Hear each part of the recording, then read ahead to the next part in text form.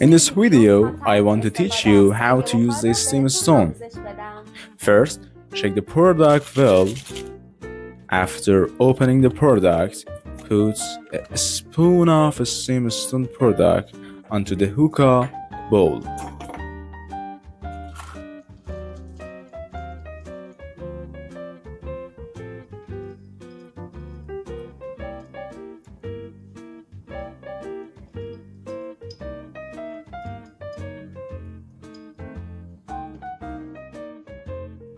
After that, place the foil onto the hookah bowl, then place some coal on it and put it on the hookah body and give the coal 5 minutes to hit the stones equally.